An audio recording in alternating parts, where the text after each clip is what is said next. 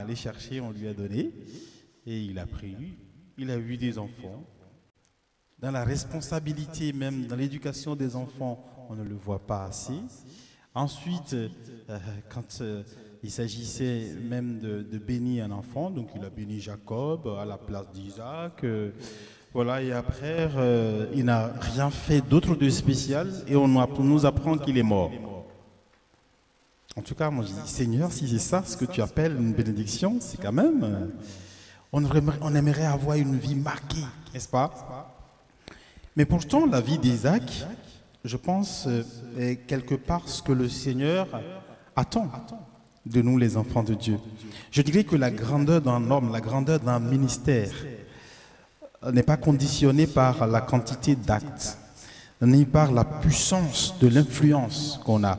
Mais même en peu de choses, le Seigneur peut nous permettre de laisser d'impact et un impact éternel. Amen. Je dis tout ça parce que quelqu'un ce matin peut voir sa vie comme une vie fade. Comme une vie que, quand tu entends les gens témoigner de la grandeur de Dieu, de ce que Dieu a fait dans leur vie et de la manière dont eux ils avancent, à un moment donné tu t'arrêtes, tu dis mais Seigneur, j'ai l'impression, ça fait quand même 25 ans que je te connais et je ne peux pas vraiment témoigner de quelque chose de fort, de quelque chose de marquant, de quelque chose d'impactant. Et tu peux voir ta vie comme une vie fade.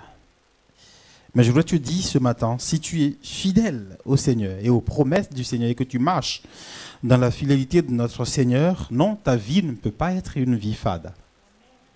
Elle te semble être fade, mais en réalité, elle ne l'est pas. Il y a des choses plus intéressantes dans le vécu d'Isaac qui sont de l'ordre de ce que le Seigneur attend du croyant de la nouvelle alliance. Et je dirais que Isaac a vécu ce qu'on appelle le repos de Dieu. Amen. Vous savez, quand Jésus nous invite, quand il invite les chrétiens de la nouvelle alliance, il dit, venez, je vais vous donner du repos. Ça ne vous a jamais interpellé, cette phrase du Seigneur? Il n'a pas dit, venez, je vais vous faire travailler. Comprenez bien ce que je veux dire. Il n'a pas dit que Dieu nous appelle à la paresse. Il n'a pas dit, venez, je vais vous faire travailler. Il dit, venez, je vais vous donner du repos. Et quand il se promenait, quand Jésus parcoulait les villages et les villes, il dit, venez, vous êtes trop fatigués, je vais vous donner du repos. Est-ce que tu as l'impression de vivre le repos de Dieu, bien-aimé dans le Seigneur? Et là, tu dois te poser la question, est-ce que je vis le repos vraiment de Dieu? Est-ce que quand dans ma chambre le soir, je suis assis, je me sens vraiment reposé en disant, Seigneur, je te remercie parce que je suis dans ton repos. Isaac, il a vécu ce qu'on appelle le repos de Dieu. Et si nous voulons vivre, il a vécu le repos de Dieu avant même que Jésus ne vienne mourir à la croix. Et si nous voulons vivre le repos de Dieu, nous avons besoin simplement de considérer un certain nombre d'éléments qu'on voit dans la vie d'Isaac. Et c'est ce que je voudrais partager avec vous ce matin. Vous êtes prêts? Premièrement, si on veut vivre le repos de Dieu, on doit, comme Isaac, jouit de ce qu'on appelle les privilèges d'un enfant désiré. Amen. Isaac jouissait des privilèges d'un enfant désiré. Je disais tout à l'heure qu'il a été désiré non seulement par ses parents, mais il a été surtout désiré aussi par Dieu. Il est doublement désiré. Et si vous lisez dans le livre de Genèse, chapitre 17, versets 18 à 21, la Bible dit que Abraham dit alors à Dieu dans une de ses prières qu'il a avec le Seigneur à la recherche de la progéniture, et il lui a dit, si seulement Ismaël, vous connaissez l'histoire d'Ismaël, hein? Ismaël qui était déjà né, il dit, Seigneur, si seulement Ismaël pouvait vivre devant toi. Et Dieu lui dit, non, ce n'est pas Ismaël qui va vivre, c'est certain, ta femme Sarah te donnera un fils, et tu l'appelleras Isaac. J'établirai mon alliance avec lui comme une alliance perpétuelle pour sa descendance après lui. En ce qui concerne Ismaël, je t'ai exaucé, je te bénirai, je le bénirai, je ferai proliférer et je le multiplierai considérablement. Il aura pour fils 12 princes et je ferai de lui une grande nation. Cependant, mon alliance, je l'établirai avec Isaac. C'est pas plus clair que ça. Hein.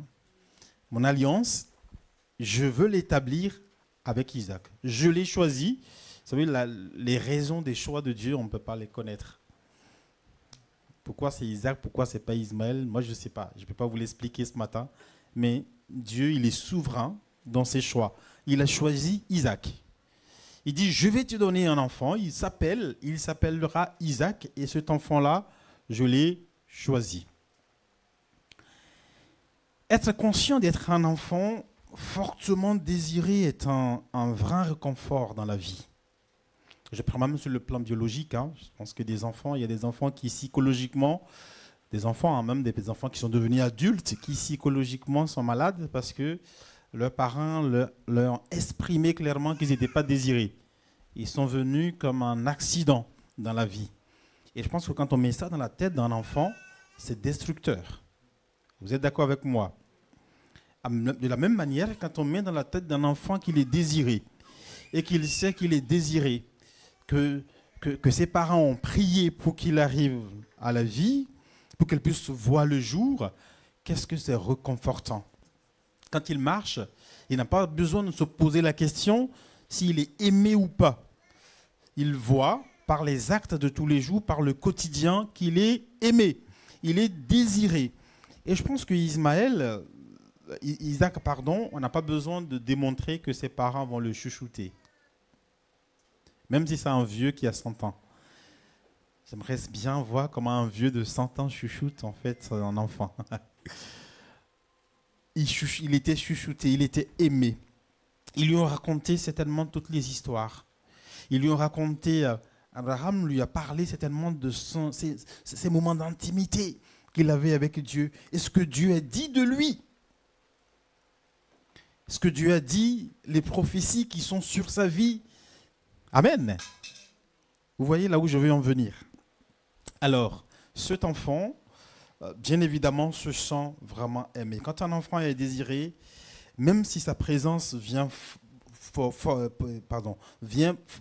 bouleverser, perturber le quotidien des parents, mais cet enfant, il est le bienvenu.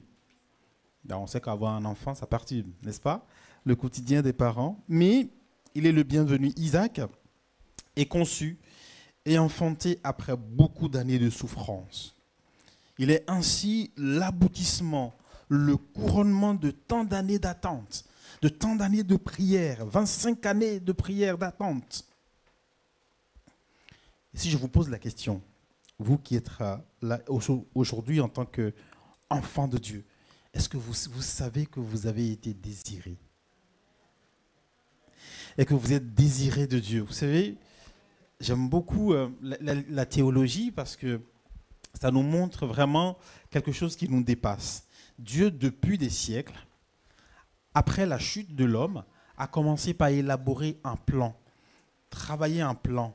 Il s'est choisi un peuple pour que de ce peuple puisse descendre quelqu'un qu'on appelle Jésus et que de Jésus, alors, soit sauvé, puisse revenir au bercail, revenir à la maison des enfants qu'il a perdus. C'est un plan merveilleux. Mais c'est un plan qui a coûté beaucoup à Dieu et qui a coûté beaucoup à des hommes et à des femmes. Un plan qui a coûté au peuple d'Israël, qui a coûté la vie de Jésus. Amen. Et c'est par ce plan, à travers ce plan, que toi, tu es né spirituellement. Je voudrais simplement semer dans la tête de quelqu'un, aujourd'hui,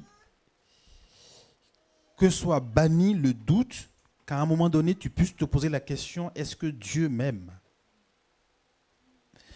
Parce que Dieu t'aime. Et les preuves sont là, palpables. Amen. Tu es un enfant désiré par Dieu. J'ai dit tout à l'heure que Isaac a été désiré par Dieu, mais aussi désiré par ses parents. Mais en fait, je nuance. Le désir de ses parents, ce n'était pas forcément d'avoir un Isaac. C'est d'avoir une descendance. Et c'est pour cela quand Abraham va aller devant Dieu, il lui dit, si seulement Ismaël pouvait vivre devant tes yeux. parce que j'ai déjà un enfant. Et même pire, à un moment donné, il va dire, écoute, Eliezer sera mon descendant. Vous savez qui est Eliezer? C'était son serviteur. Tellement il est fidèle pour moi. En un mot, c'est que je veux l'adopter. Voilà. Et il sera mon descendant. Par lui, Seigneur, tu peux réaliser toutes les promesses que tu as faites sur ma vie, sur ma descendance, parce qu'il est fidèle, il est bon. Bon, ce plan-là n'a pas marché. Dieu a dit non, j'ai 4. Il dit ok, maintenant il y a un qui vient quand même de moi. Même si ça ne vient pas de ma femme, ça vient quand même de moi. Ça, tu peux le prendre, ça va marcher. Dieu dit non. J'ai un que moi-même, je désire. Et c'est Isaac. Alléluia. Les plans de Dieu pour la vie des êtres humains sont infaillibles. Et je voudrais que tu puisses, même si quelque part, tes parents ne t'attendaient pas et que on t'a semé dans ta tête que tu n'as pas été désiré, je voudrais te proclamer et te dire ce matin qu'il y a quelqu'un qui t'a désiré. Et celui-là qui n'a pas permis que tu viennes sur la terre pour rien, il n'a pas permis que tu viennes sur la terre par hasard, il a désiré que tu sois là et que tu sois là où tu es aujourd'hui et que tu sois son enfant. Il a envoyé son fils s'offrir à la croix pour toi, pour que tu sois réellement ton enfant. Donc tu es un enfant désiré de Dieu. Amen. Est-ce que tu peux dire à ton voisin qu'il est un enfant désiré de Dieu?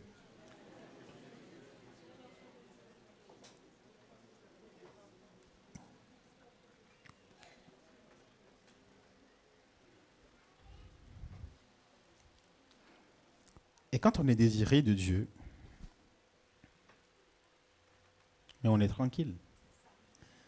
On comprend pourquoi Isaac, il est tranquille. Son père lui a dit qu'il est désiré de Dieu. Son père lui a dit qu'il a des projets sur sa vie. Son père lui a dit qu'il y a une prophétie sur sa vie. Dieu qui ne ment pas a dit qu'il fera de lui une grande nation. Amen. Oh là là, je ne sais pas si vous comprenez exactement ce que je dis ce matin, mais c'est tellement, pour moi, c'est tellement grand que Dieu puisse me dire qu'il a des projets pour ma vie. Et peut-être que, on va dire que c'est Ismaël, mais toi aussi, quand tu lis la parole de Dieu, est-ce que tu ne remarques pas tous les projets que Dieu a pour ses enfants? Amen. Ces enfants qu'il a choisis, ces enfants qu'il a désirés, ces enfants qu'il s'est rachetés, Dieu a un plan pour la vie de ses enfants. Et donc, oui, tu as raison et tu peux être tranquille dans ce monde, même si le monde est bouleversé, même s'il y a plein de choses où on peut se demander quel sera mon avenir. Isaac, je pense, ne se posait pas la question. Quel sera mon avenir? Mon avenir est tracé par Dieu. Et Dieu nous dit également, nous qui sommes tes enfants, ne vous inquiétez pas du lendemain parce que le lendemain s'occupera de lui-même. À chaque jour suffit ça. Deuxième chose qu'il faut avoir en tête et que j'ai vu dans la vie de Isaac, c'est que Isaac il incarne ce qu'on appelle le principe de la grâce imméritée. Le principe de la grâce imméritée. Certainement que ses parents, je l'ai dit tout à l'heure, lui ont tout dit de ce qu'il était. Contrairement à ses parents, Isaac n'a pas fait grand-chose. Ses parents, eux, ils ont souffert. D'abord, Dieu lui a demandé de quitter là où ils étaient confortablement pour aller se retrouver. Où ça? À Canaan, là où ils ne connaissaient personne. Et ils vont le faire. Ils ont vécu quelque part une vie de nomade. Et Dieu les conduisait et ils y allaient. Mais avec Isaac, le principe de la méritocratie tombe dans la main de Dieu. Peut-être ces principes, on peut l'appuyer par certains versets bibliques, parce que Dieu dit, si tu as ci, tu auras ça, si tu fais ci, tu auras ça, et peut-être on aime beaucoup, parce que c'est plus simple pour nous, la méritocratie, puisqu'on a toujours grandi dans ça. Il faut mériter son diplôme, n'est-ce pas? C'est pas ce qu'on nous a enseigné à l'école? Non? Il faut mériter son diplôme, il faut mériter son travail, il faut mériter sa femme, il faut mériter son mari. Non, c'est vrai. Hein? Si vous ne méritez pas, on va vous faire asseoir pour dire mais en quoi tu me mérites vraiment? Donc il faut mériter sa femme, il faut mériter son mari. Il faut tout mériter dans la vie. Ça, c'est ce qu'on nous a enseigné. Et malheureusement, on a tendance à transposer ce principe également sur le plan spirituel. Je veux mériter ma consécration. C'est-à-dire que je veux prier beaucoup devant le Seigneur. Et comme ça, quand il va me faire grâce, je vais mériter. D'ailleurs, il y a un exemple parlant dans la parole de Dieu, c'est Job. Job, il était béni de Dieu, mais quelque part, dans un coin de sa tête, il pensait qu'il les méritait. D'ailleurs, dans l'Ancien Testament, on a beaucoup de cette théologie de méritocratie. D'accord? Vous vous souvenez, avant de revenir à Job, vous vous souvenez de la question que les disciples vont poser à Jésus lorsqu'ils vont voir un enfant, un monsieur qui était aveugle de naissance. Ils vont lui poser la question, est-ce que c'est lui qui a péché ou est-ce que c'est ses parents? Parce que forcément, s'il a ça, c'est qu'il le mérite. Donc s'il le mérite, soit c'est lui qui a péché ou c'est ses parents qui ont péché. Donc la notion de la méritocratie est assez présente dans l'esprit des gens de l'Ancien Testament. Je reviens à Job, qui était béni de Dieu et qui pensait qu'il le méritait. Et donc, à chaque fois que ses enfants faisaient la fête et tout ça, qu'est-ce qu'il faisait? Il essayait d'organiser une forme de sanctification parce qu'il ne veut pas du tout offenser Dieu. Et même dans le dialogue qu'il va avoir avec ses amis lorsque il a été éprouvé, quelque part, il défendait qu'il était juste et qu'il méritait, en tout cas, il ne méritait pas le châtiment qui lui est arrivé, mais quand même, il méritait la bénédiction. Je vais peut-être vous enlever de la tête ce matin que devant Dieu, on ne mérite rien du tout. Amen. La notion de la grâce, c'est vraiment difficile à saisir par l'esprit humain. Et c'est pour cela qu'on essaye de se rattacher à un certain nombre de choses. On va voir par exemple dans l'Église catholique, et je ne suis pas en train de critiquer, de par l'histoire, hein, on va rattacher ça à quelque chose. Il faut que je puisse donner de l'argent, par exemple, pour que mes parents qui sont déjà décédés puissent passer du purgatoire pour rentrer dans le ciel. Donc on l'a rattaché à tellement de choses. Et je pense que dans notre vie de tous les jours également, sans l'avouer, même quand on prie, on disait Seigneur, c'est ta grâce, on le rattache toujours à quelque chose. Parce que Seigneur, parce que j'ai tellement été fidèle pour toi, tu dois me. J'ai arrêté de prier comme ça à moi. On ne mérite rien. Parce que la question qu'on ne se pose pas, c'est et les choses qu'on obtient sans les avoir demandées. Vous n'avez jamais obtenu quelque chose que vous n'avez jamais demandé? Fermez les yeux et réfléchissez. Vous allez voir tant de choses que vous n'avez jamais demandées. Et c'est arrivé tout seul. N'est-ce pas? Isaac a compris qu'en fait, avec Dieu, il n'y a pas de mérite. Il a joui de ce qu'on appelle la grâce de Dieu. L'exemple le plus parlant, je vous l'ai mis tout à l'heure dans l'Ancien Testament, c'est celui de Job, mais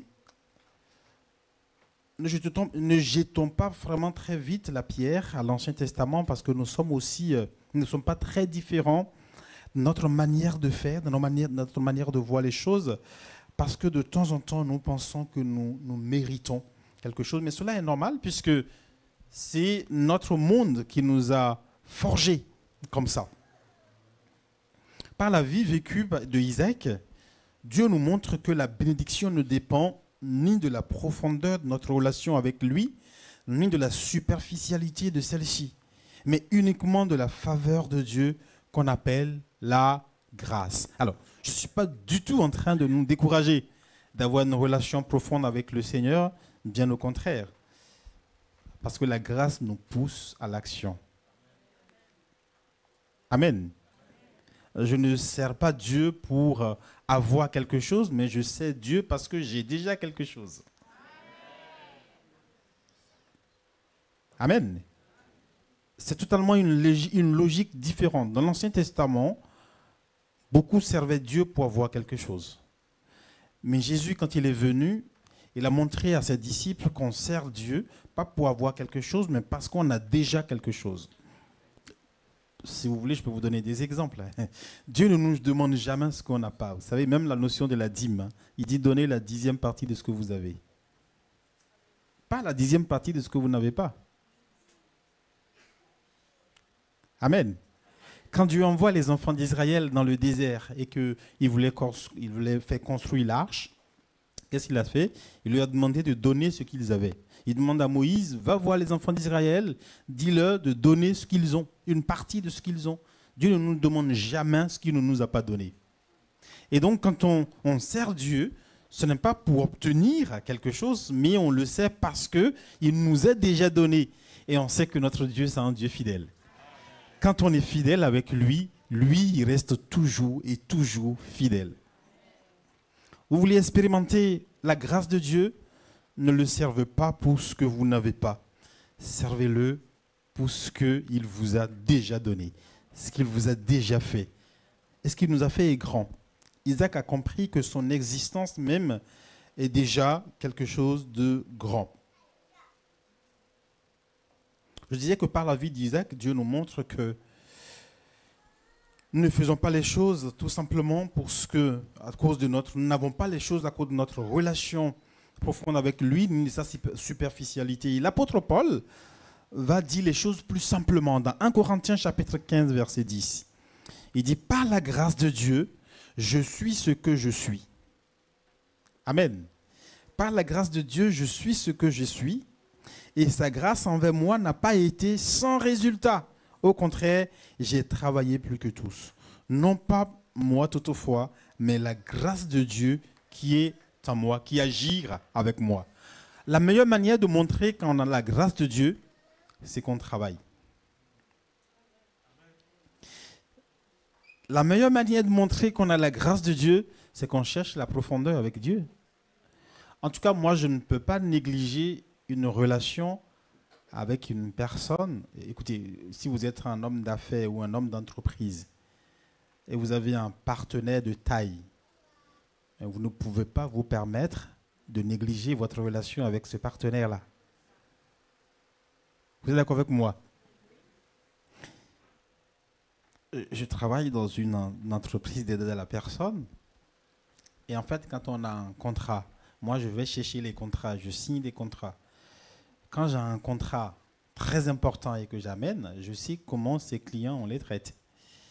Parce que c'est un gros contrat et on n'a pas le droit de s'amuser. Leurs demandes sont traitées très très vite. Amen. Bon, j'arrête de parler de l'entreprise, mais c'est pareil. Je pense que si nous mesurons la grandeur de ce que nous avons avec le Seigneur, mais cela nous pousse. En entreprise, on le fait de façon intéressée, certes, mais avec Dieu, on le fait de façon totalement désintéressée. Parce que lui, il est l'auteur de notre vie. Et au nom de la relation que nous avons avec lui, oui. L'apôtre Paul, pourquoi il travaille?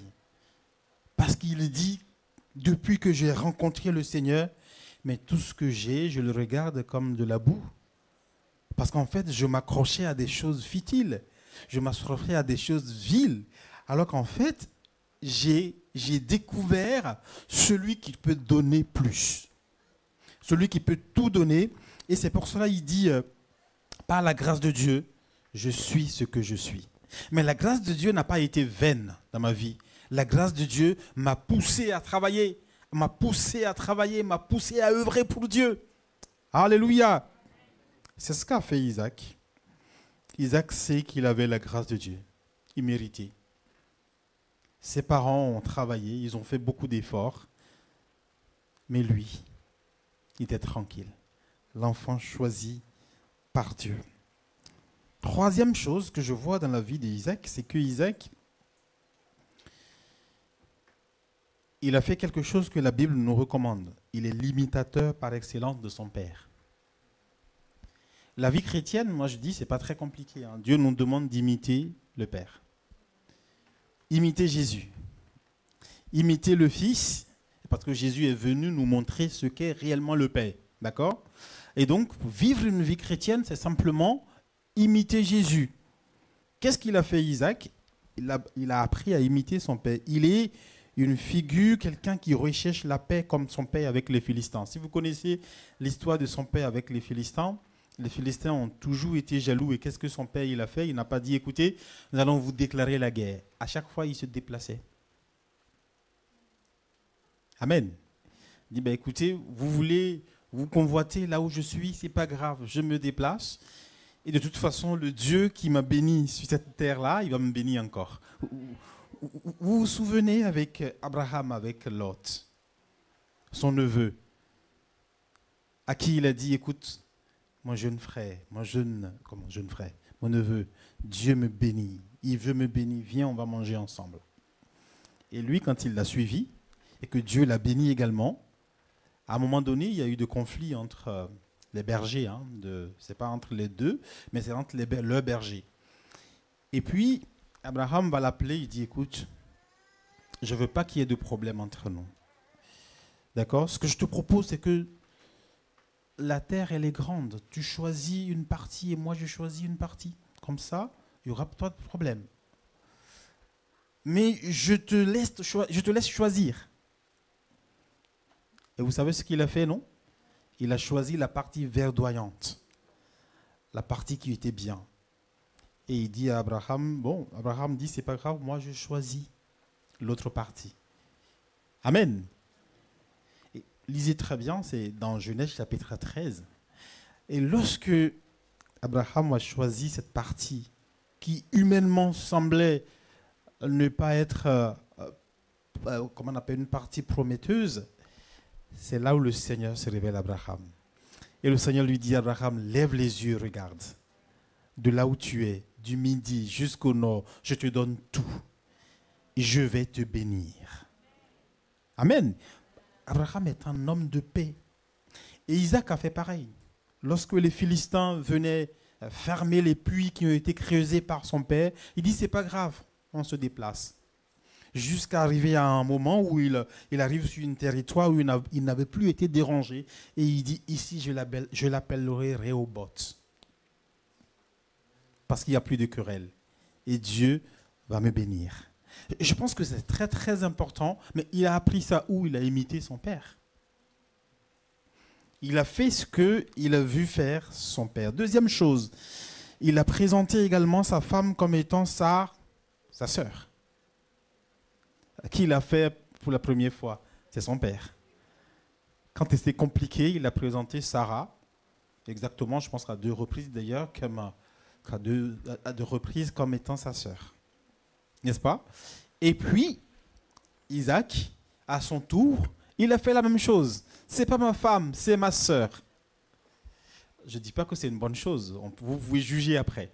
Mais en fait, ce que je suis en train de dire et ce sur quoi j'attire votre attention, c'est que lui, il ne s'embête pas, il ne se dérange pas, il fait les choses comme son père. Amen. La preuve, ça marche.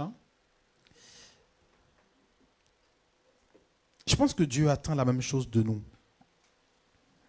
C'est le résultat même de ce qui doit être le résumé même de la vie d'un chrétien ou d'une chrétienne. Imiter son père.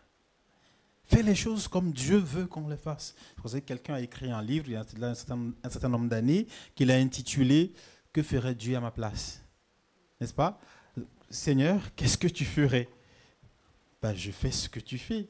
C'est tout. Moi, je fais ce que tu... Et l'apôtre Paul va résumer en disant « Nous tous qui le visage découvert, contemplant, nous tous comme le visage découvert, contemplant comme dans un miroir la gloire du Seigneur, nous sommes transformés en la même image de gloire en gloire, comme par le Seigneur l'Esprit. » Et lui-même, il va demander aux chrétiens de l'imiter comme lui également, il est imitateur de Jésus-Christ. Et l'apôtre Paul dit, mais tout ce que je fais, ne pensez pas que je fais quelque chose d'extraordinaire, en fait. J'imite Jésus-Christ. Donc, je vous invite à m'imiter aussi, parce que si vous m'imitez, c'est que vous imitez Jésus-Christ. Amen.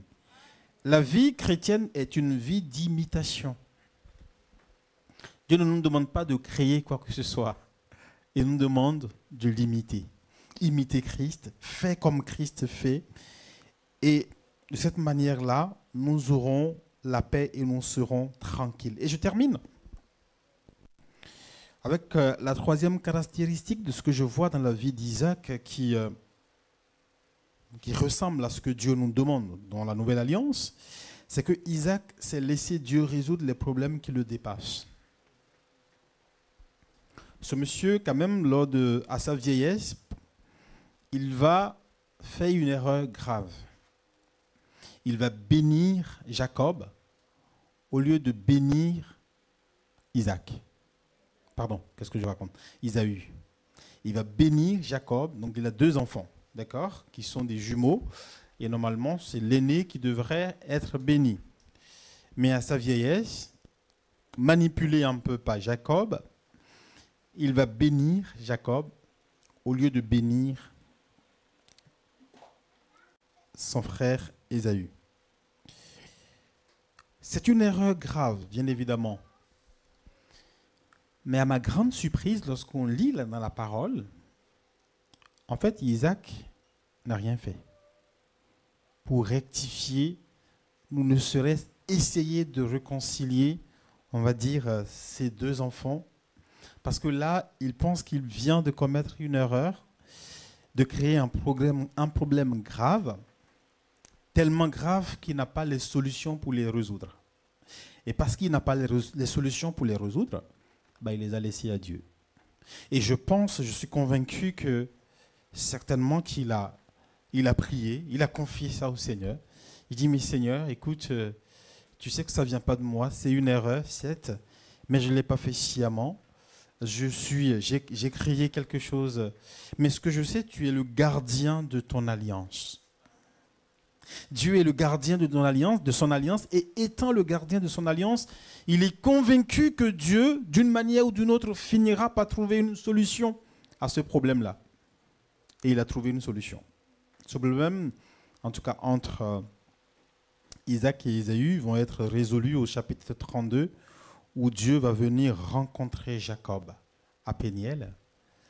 Et quand il l'a rencontré, il a permis à ce que le problème entre 2 frères soit résolu définitivement. Voici comment Pierre résume cette attitude pour le croyant de la Nouvelle Alliance.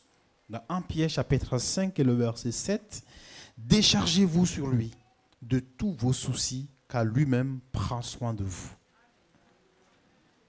Amen. En résumé, Isaac, je disais, avait une prophétie sur sa vie. Sa naissance a été annoncée avec pompe, attendue pendant des années. Mais quand il est né, quand on lit son histoire, on se rend compte qu'il y avait, on peut dire humainement parlant, qu'il avait une vie fade. Mais en fait, en réalité, il s'est comporté comme un enfant privilégié, qui jouissait du privilège d'un enfant désiré de Dieu. Il s'est comporté comme un enfant sur qui il y avait la grâce imméritée de Dieu. Il s'est comporté comme un enfant qui imitait simplement son père, parce qu'il fait ce qu'il a vu son père faire. Et puis, quand les problèmes le dépassent, qu'est-ce qu'il fait? Il les dépose aux pieds de Dieu, tout simplement, et il mène sa vie tranquille. Je pense que c'est ce que le Seigneur veut que nous puissions faire en tant qu'enfants de Dieu. Amen. Vous êtes d'accord? Je voudrais qu'on puisse prier. Je sais que c'est assez simpliste ce que je viens d'exposer, de présenter, mais ça peut se mettre en pratique, bien aimé dans le Seigneur, en disant, je veux être cet enfant de Dieu, désiré de Dieu. Je ne veux pas m'embarrasser par les soucis de la vie, les problèmes de la vie. Je ne peux pas me laisser plonger dans le désarroi à chaque instant de ma vie, mais je sais que ma vie, elle est conduite par Dieu. Vous savez, on se charge souvent des choses par lesquelles le Seigneur ne veut même pas qu'on puisse... En tout cas, ça va? Oui, les chemins sur lesquels le Seigneur ne veut même pas qu'on puisse aller. Je donne simplement un exemple avant qu'on ne prie. Il y a de cela quelques années, quand le Seigneur m'a demandé de venir en France, alors que j'étais tranquille dans mon pays, dans une église où tout se passait bien, voilà. J'avais jamais rêvé de venir en France. Moi, si j'avais le rêve de l'extérieur un jour, c'était de me retrouver aux États-Unis, voilà. Mais jamais j'ai rêvé de venir en France. Donc, est-ce que les Français qui m'entendent le comprennent très bien, hein. C'est pas tout le monde qui... Vous savez, quand je suis venu la première fois, je rencontre un Français, il dit oui, je sais que tous les Africains rêvent de venir en France. Je dis non, non, non, non, je t'arrête. C'est pas tous les Africains qui rêvent de venir en France. Bon, bref, je ferme la parenthèse. Et puis, le Seigneur me dit, oui, je vais t'emmener là-bas. J'ai dit non, c'est pas possible, Seigneur. Il le confirme par d'autres personnes. Je dis toujours, c'est pas possible, Seigneur. Il fait en sorte que, il organise, je vous passe des détails, mais il organise tout de manière à ce que tout soit favorable. Ok, je dis bon, Seigneur, si c'est toi, je viens. Sauf que quand je suis arrivé, ce n'était pas ce que moi je croyais. Mais c'était exactement comme lui, il le voyait. Et je suis arrivé.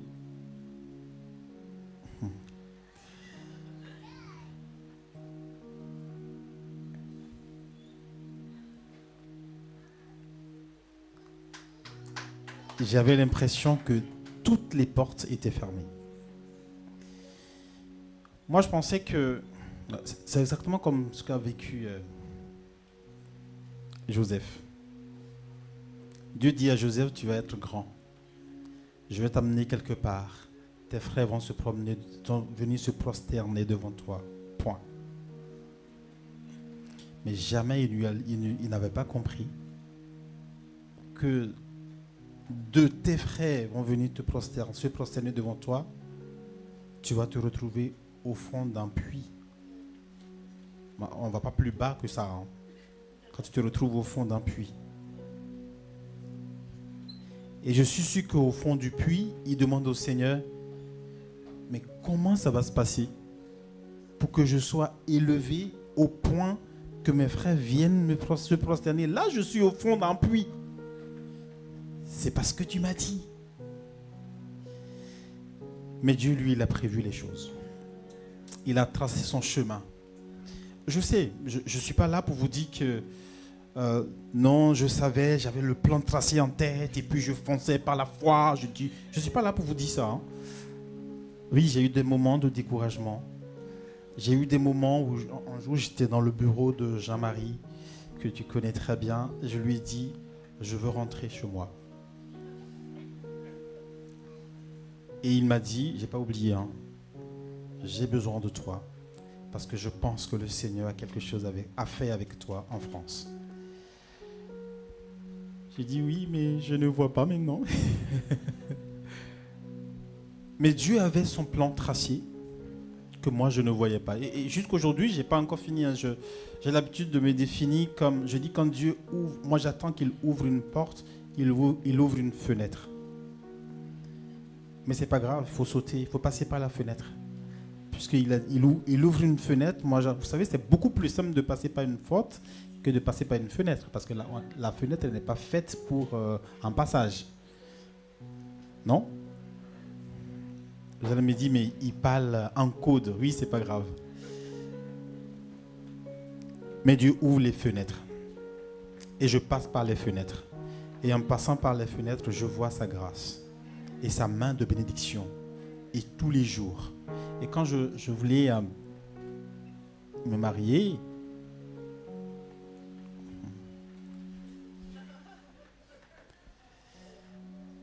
bon,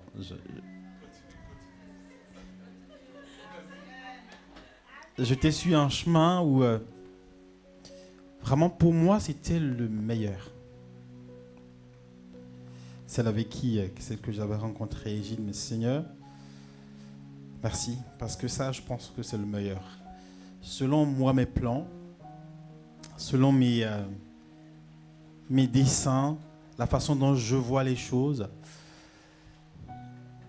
Et puis un jour, le Seigneur me dit, je pense qu'il m'a dit à moi et que J'étais tellement sûr de mon chemin que je ne l'ai pas cru. D'accord? Donc je suis allé en Normandie, dans une église non charismatique. Je ne vais pas donner de nom. Non charismatique. Et puis, on était en équipe. Il y avait une sœur qui me regardait. Et puis mes amis, ils m'ont dit, bon, on est venu à 3, mais je pense qu'on va partir à 4. Mais en fait, elle ne me regardait pas parce que, voilà, pour ce qu'on pense, elle me regardait parce que le Seigneur lui a confié un message. Et quand on a commencé par se présenter, elle s'est présentée, je suis une jeune femme, mariée, j'ai 3 enfants, et mes amis me regardent puisque ça ne correspond pas à ce qu'ils croyaient. Et elle avait un message pour moi, elle me prend en aparté, et elle me raconte exactement ce que je vivais. Et elle me dit, elle rajoute, et ça, cette phrase-là, je l'ai gardée. Elle me dit, le Seigneur m'a dit que le chemin que tu dois prendre, tu le connais. Aujourd'hui, il est fermé. Et elle me parle de mon mariage. Elle m'a raconté exactement ce que je vivais. Il m'a dit, le chemin que tu dois prendre, tu le connais. Aujourd'hui, il est fermé. Mais en fait, tu dois attendre. Elle me dit, en toute humilité, je ne sais pas si ça te parle, mais moi, j'ai livré ce que le Seigneur a mis sur mon cœur. Je ne lui ai pas répondu, je ne lui ai rien dit. Je suis rentré en pleurant, en disant, notre Dieu, il est... Qu'est-ce qu'il faut vous dire? Ces chemins, nos chemins ne sont pas ces chemins. Notre voix n'est pas sa voix. Et je voudrais te dire simplement pourquoi je dis ça. Je donne ce témoignage. C'est simplement que moi, je suis quelqu'un, j'ai du mal à attendre. Voilà. Franchement, quand les gens me définissent comme quelqu'un de patient, mais je ne suis pas patient du tout. Parce que moi, j'ai du mal à attendre. Et pour moi, c'est un chemin se ferme, j'ouvre d'autres, et puis voilà. C'est comme ça que ça se passe pour moi. Mais je pense que parfois, le Seigneur, il ferme toutes les portes. Et même celle qui est ouverte, il te dit non, ne passe pas par là. Et on a besoin, dans ces circonstances, d'être en paix, comme Isaac. De pouvoir avoir la paix du Seigneur, de prier pour avoir la paix du Seigneur, dans le but de pouvoir simplement lui obéir. Ce qui nous dépasse, déposons-les aux pieds du Seigneur. Amen. Je ne sais pas ce que tu vis en ce moment. Peut-être que ta vie est comme un désordre, fade. Mais tu es un Isaac. Une personne qui a été désirée de Dieu. Je veux t'inviter à te lever ce matin.